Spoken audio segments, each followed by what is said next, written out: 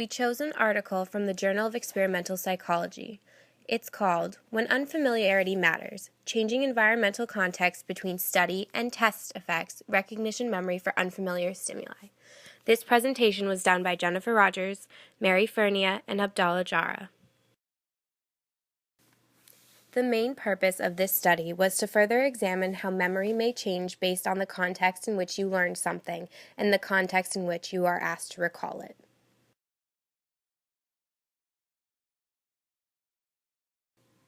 Godin and Badley wanted to see how the context in which you learn and the context in which you must recall affect memory.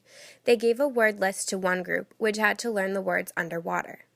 They gave the same word list to another group, which had to learn the words on land. They tested the subjects in similar context as well as different context. Godin and Badley found that they had better free recall when the context that the participants were given the words in was the same as the context they were tested in.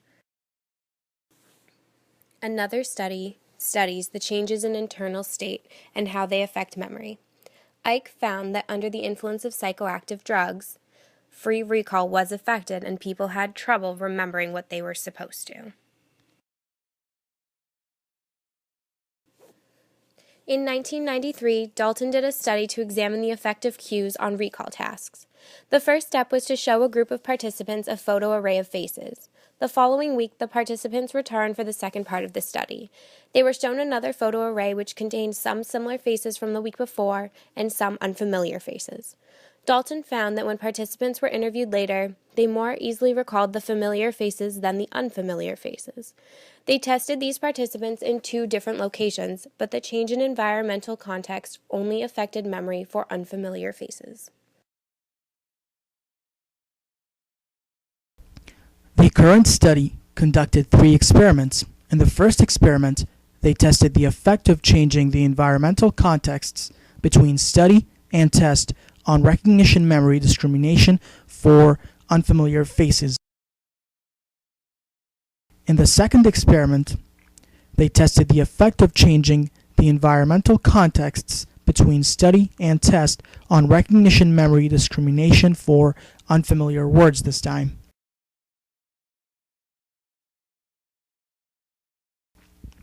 And in the third experiment, they tested the effect of changing the environmental contexts between study and test on recognition memory discrimination for familiar words. The following summarizes the methodology used for each of the 3 experiments conducted in this study. For experiment 1, 24 subjects were recruited. The subjects were university students and staff. Subjects were grouped into 2 distinctive study test environments, and they were presented with 96 unfamiliar male faces, as the one shown on the top right side of the screen.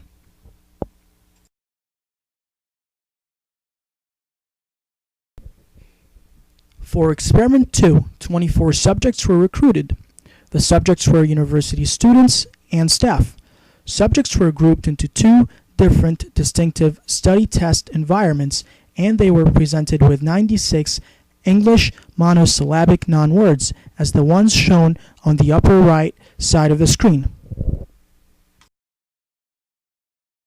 For experiment 3, 24 subjects were recruited. The subjects were university students and staff. Subjects were grouped into 2 different distinctive study test environments, and they were presented with 96 English words, as shown on the upper right side of the screen. The percentages of hits and false alarms for the first experiment are shown in Table 1.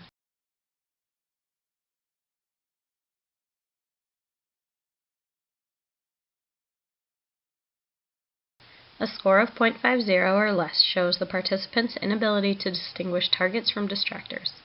The results show that matched study-to-test contexts were significantly greater than mismatched counterparts.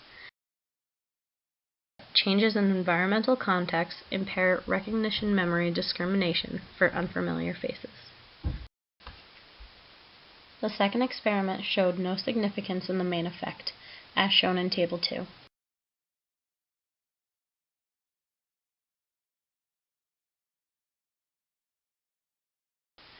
These results suggest contexts were not independent but rather interactive between study and test environments. These interactions were found to be significant while using unfamiliar stimuli.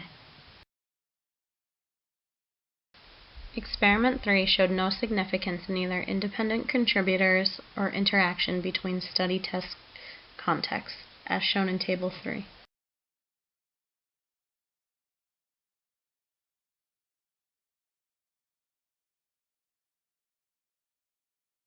Target word stimuli did not have a significant effect on either mismatched or matched contexts.